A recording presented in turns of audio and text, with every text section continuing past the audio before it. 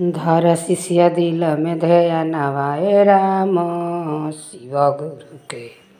धर शिष्य मन में ध्यानवा ए राम शिव गुरु के। धर शिष्य दिल में ध्यानवा ए राम शिव गुरु के। शिव गुरु के धर न ध्यानवा ए राम शिव गुरु के। शिव गुरु के धइल ध्यानवा ए राम शिव गुरु के। शिव गुरु के धइल ध्यानवा ए राम शिव गुरु के। माथावा पर बाड़े उनका बड़े बड़े जटावा। माथावा पर उनका बड़े बड़े जटावा। जटावा में गंगा के धारावा ए राम शिव गुरु के। जटावा में बहे गंगा धारावा ए राम शिव गुरु के। धर शिष्य दिल में ध्यानवा ए राम शिव गुरु के। धर शिष्य दिल में ध्यानवा ए राम शिव गुरु के। शिव गुरु के धइल ध्यानवा ए राम शिव गुरु के। शिव गुरु के धइल ध्यानवा ए राम शिव गुरु के। शिव गुरु के धर न ध्यानवा ए राम शिव गुरु के।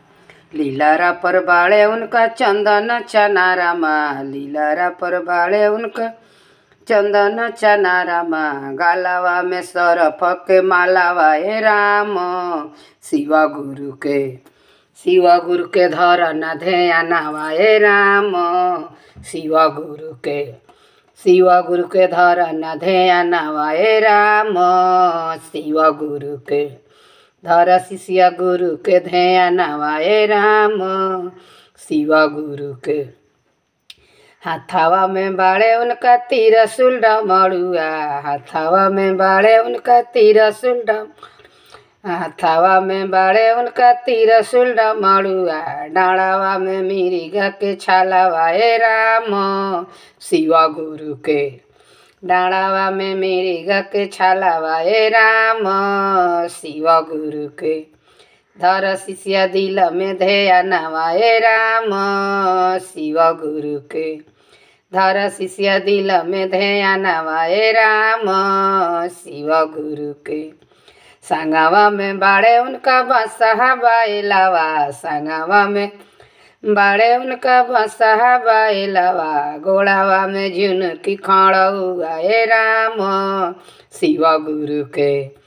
गोड़ावा में झुनकी खड़उआ ए राम शिव गुरु के। धर शिष्य दिल में ध्यानवा ए राम शिव गुरु के।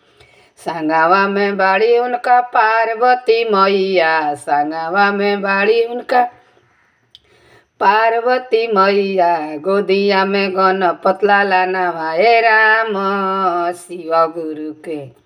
धर शिष्य दिल में ध्यानवा ए राम शिव गुरु के। गुरु जी के धइल ध्यानवा ए राम शिव गुरु के। पहिले में दया मांग दूसरे में चर्चा। पहिले में दया मांग दूसरे में चर्चा। तीसरे में नमन पारा नामवा ए राम शिव गुरु के। तीसरे में नमन पारा नामवा ए राम शिव गुरु के। शिव गुरु के धइल ध्यानवा ए राम शिव गुरु के। हर हर महादेव मैया पार्वती की।